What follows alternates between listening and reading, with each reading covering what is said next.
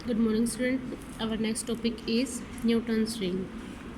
Newton ring क्या है? The phenomena used in the formation of Newton ring की formation में जो फिनोमिना यूज होता है वो वही यूज होता है कौन सा? Interference in thin films by slowly changing the thickness.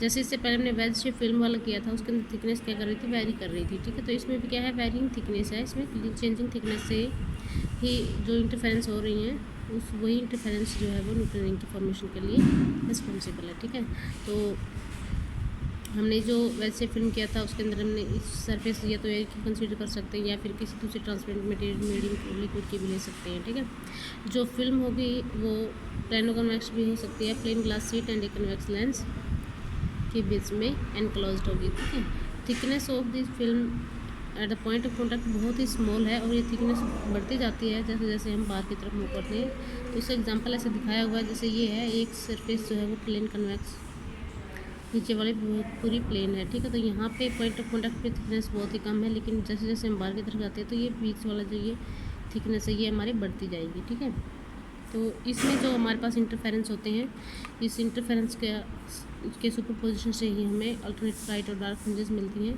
और वो जो ये फ्रिंजेस मिलती हैं वो सर्कुलर रिंग्स मिलती हैं। ठीक है, जब हम कोई एयर फिल्म इल्यूमिनेट कराते हैं नॉर्मली मोनोक्रोमेटिक सोर्स से, तो सर्कुलर इंटरफेरेंस फ्रिंजेस ऑब्टेन्ड होती हैं। The interference fringes are in form of concentric circular rings.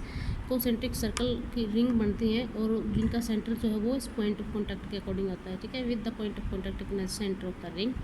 तो fringes are alternative bright and dark fringes.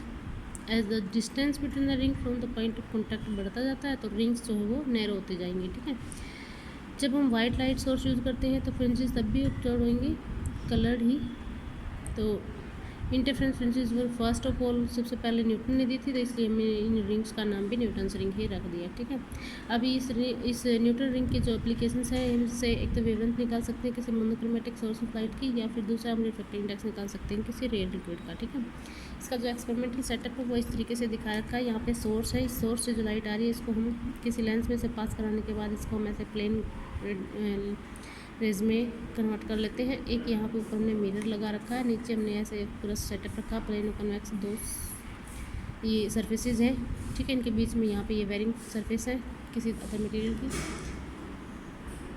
तो ये जो इस लेंस से जो रेडिएशंस आ रही हैं ये हम किसी बीम के किसी प्लेट के ऊपर फोल्ड करवाते हैं जो कि 45 डिग्री एंगल के ऊपर सेट कर रखी है। इससे रिफ्लेक्ट बैक होकर ये नीचे की तरफ आएंगी लाइट। तो इसमें से कुछ लाइट तो इसके ऊपर वाली सरफेस से ही रिफ्लेक्ट हो जाएंगे और कुछ इसके नीचे ट्रांसमिट होने के बाद सेकेंड वाले लेयर से रिफ्लेक्ट होंगे। तो यही आपस में फिर जाके दोनों एक दूसरे से इंटरफेयर करती हैं और हमें इंटरफेरेंस का पैटर्न मिलता है जिससे हमें सर्कुलर ब्राइट और डार्क फ्रिंजेस ऑब्जर्व होती हैं। ठीक है, तो ये था इसका एक्सपेरिमेंटल सेटअप।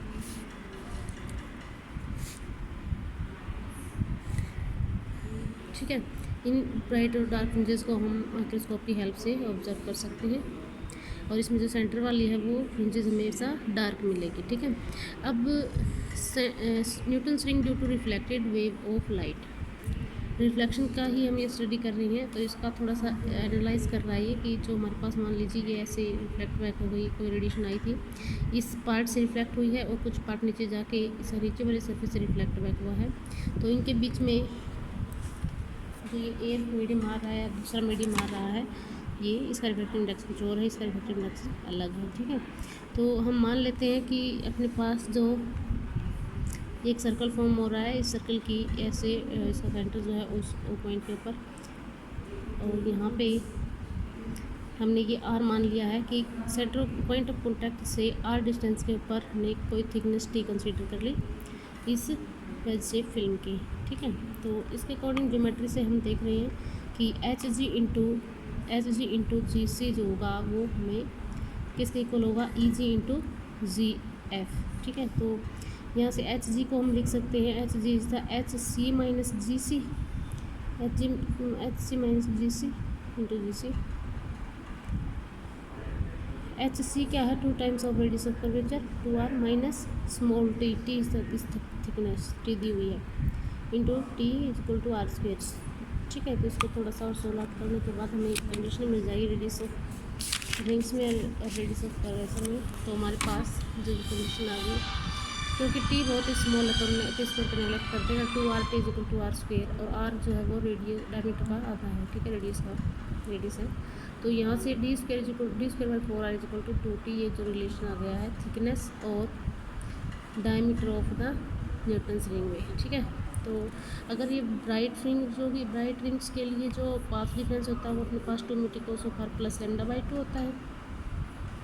तो ये कंडीशन क्या हो जाएगी फिर 2 meter cos of R plus minus lambda by 2 equal to, अगर एन लैम्डा होगा तो ये ब्राइट फ्रिंज मिलेगी, इसे कॉरस्पॉन्डिंग 2 मीटर लैम्डा बाई 2 को उधर ले जाएंगे तो अपने पास 2 meter cos of R is 2 N plus minus 1 lambda by 2 हो जाएगा। एन की वैल्यूज वेरी करती है 0 1 2 3, ठीक है।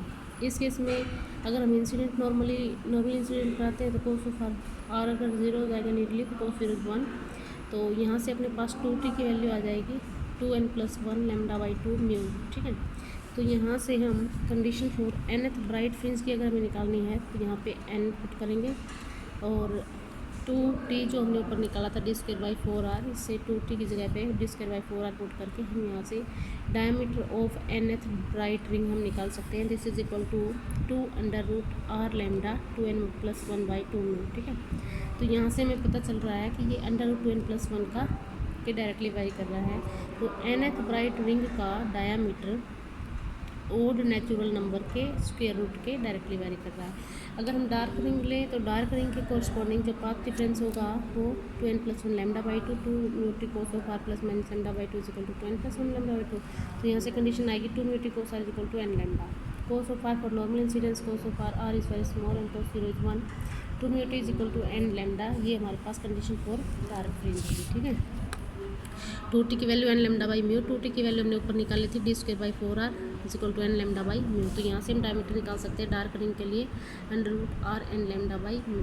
तो ये अंडर रूट n के डायरेक्टली वेरी कर रही है, इट मीन्स डार्क रिंग हमेशा नेचुरल नंबर के स्क्वायर रूट के डायरेक्टली वेरी करेगी, और ब्राइट रिंग जो है वो ओड नेचुरल नंबर के स्क्वायर रूट के डायरेक्टली वेरी करेगी, ठीक है। तो किन्हीं भी दो डार्क रिंग के बीच में एक ब्राइट रिंग ज़रूर आएगी। तो ये हम डार्क रिंग के डायमीटर निकाल रहे हैं 2 under root r lambda by mu. Second dark ring यहाँ पे मिलेगी, थर्ड डार्क रिंग के रेडियस डायमीटर क्या हो जाएगा, फोर्थ का ये एंड सो ऑन, ठीक है। अगर हम सेपरेशन निकालें दो सक्सेसिव डार्क रिंग के बीच में तो इस तरीके से d1 माइनस d0 कर देंगे तो ये आ जाएगा इनका separation under root 2 lambda r by mu, ठीक है। तो ये इसका होगा। तो इसका मतलब ये है कि जैसे जैसे हम डिस्टेंस बढ़ाते जा रहे हैं पॉइंट ऑफ कॉन्टैक्ट से, इसका मतलब जैसे जैसे हम हायर ऑर्डर की जो सर्कुलर रिंग्स की बात करते जा रहे हैं तो ये जो है कि वो नैरो होती जा रही है, ठीक है। तो हमें क्या पता चल रहा है, कंक्लूजन ये है कि separation between the successive dark ring gradually becomes narrow with increase in their radii, ठीक है। Value of diameter of first second third bright rings जो होगी वो ब्राइट रिंग के डायमीटर ये होंगे। तो इसी तरीके से इनका सेपरेशन भी निकाल सकते हैं, और इनका सेपरेशन भी जैसे जैसे हम वैल्यू बढ़ाते जाएंगे इनकी वैल्यू तो नैरो होती जाएगी, ठीक है। तो ये था Newton's ring in reflected light. Next Newton's ring due to transmitted light. Transmitted light जैसा कि फिगर 1.11 में हमें दिखाया गया था कि इस तरीके से हमारे पास ये रिफ्लेक्शन होता है वेज शेप की, ऊपर वाली प्लेन और कन्वेक्स नीचे प्लेन सरफेस है। तो रिफ्लेक्टेड के केस में तो हमने इन दो लाइट को स्टडी कर लिया। अगर हमें ट्रांसमिटेड का केस लेना तो ये वाली दो लाइट जो हो रही है ट्रांसमिट हो रही है, एक ऊपर वाली मीडियम से एक नीचे वाली मीडियम से ट्रांसमिट हो रही है, इन दोनों का आपस में इंटरफेरेंस का रिफ्लेक्शन हमने ऑब्जर्व करना, इंटरफेरेंस का फिनोमेना हमने ऑब्जर्व करना है। तो इसके केस में सेम वही सारी चीज़ें कि इसके अंदर क्या करेंगे हम, जब भी ये रिफ्लेक्शन होगा ट्रांसमिटेड रे टी डैश सफ़र करता है एक phase change of pi at each reflection. तो इसका मतलब जो टोटल फेज चेंज होगा इसमें 2 पाई का हो जाएगा, जिसकी वजह से जो पाथ डिफरेंस होगा 2 म्यूटी कोस ऑफ आर, ठीक है। तो ब्राइट फ्रिंज के लिए ये पाथ डिफरेंस n लैम्डा हो जाएगा, और डार्क रिंग के लिए ये ओड n लैम्डा के इक्वल होगा, ठीक है। तो फॉर ब्राइट रिंग्स जो डी स्क्वायर बाई 4r होगा वो n लैम्डा बाई म्यू, इस रिलेशन से हम डायमीटर निकाल सकते हैं फॉर ब्राइट रिंग, ठीक है। और जो डार्क रिंग होगी उसका हम डायमीटर निकाल सकते हैं ये। तो ये बिल्कुल उसका अपोजिट है रिफ्लेक्टेड वाली के केस में। तो रिफ्लेक्टेड वाले में सेंटर पे हमारे पास डार्क मिल रहा था, लेकिन ट्रांसमिटेड के केस में सेंट्रल रिंग जो होगी वो हमेशा हमें ब्राइट मिलेगी, ठीक है। तो central ring appears dark in reflecting system, लेकिन ये क्या है इसमें ब्राइट मिलेगी। तो इसका मतलब ये दोनों सिस्टम एक दूसरे के कॉम्प्लीमेंट्री हैं और गुड कंट्रास्ट आता है बिटवीन ब्राइट और डार्क फ्रिंजेस के बीच में, ठीक है।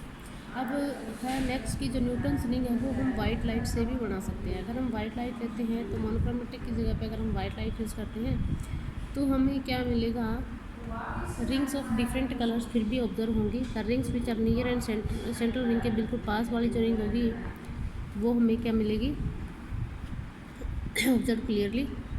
और जैसे जैसे ऊपर जाते जाएंगे हायर ऑर्डर की तरफ तो ओवरलैपिंग ऑफ द रिंग्स बढ़ती जाएगी और विजिबिलिटी ऑफ पैटर्न जो है वो पुअर हो जाएगा। ठीक है, लेकिन स्मॉलर जो सेंटर के आसपास वाली जो रिंग होंगी वो बहुत क्लियरली दिखेगी। एक और है छोटा सा टॉपिक, जो न्यूटन्स रिंग है उसके सेंट्रल वाली जो रिंग है उसको हम ब्राइट भी बना सकते हैं।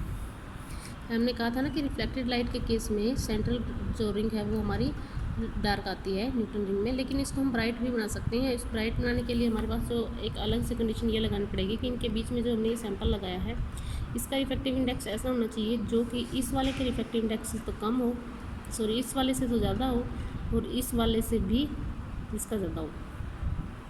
मीन्स इस वाले का जो रिफ्लेक्टिव इंडेक्स है पहले वाले से ज़्यादा और इस वाले से कम होना चाहिए, समझ गए। तो ताकि हर बार ये क्या हो, रिफ्लेक्शन फ्रॉम डेंसर मीडियम आए। यहाँ से अगर ये रिफ्लेक्ट बैक होता है तो नीचे डेंसर मीडियम से रिफ्लेक्ट हो रहा है, और ये अगर यहाँ से नीचे से रिफ्लेक्ट होता है तो ये इससे भी ज़्यादा डेंसर। इट मीन्स जब दोनों ही डेंसर मीडियम से रिफ्लेक्ट बैक होंगे तो हमारे पास जो सेंट्रल रिंग आएगी वो हमारे पास ब्राइट फ्रिंज आएगी। ठीक है, क्योंकि जब दो बार ये रिफ्लेक्शन होगा फ्रॉम डेंसर मीडियम तो 2 पाई का फेज एंगल आएगा उसमें, और सो जिसका पाथ डिफरेंस है वो एक उसमें एक इंटीग्रल वेवलेंथ ऑफ लैम्डा उसमें ऐड हो जाएगी, जिसकी वजह से हमें नेचुरल नंबर या फिर n इज इक्वल टू 0, 1, 2 इस पर हमें क्या मिलते जाएंगे, ब्राइट फ्रिंजेस मिलेंगे। इट मीन्स जो सेंट्रल वाला फ्रिंजेस होगा वो भी हमें ब्राइट फ्रिंज मिलेगा।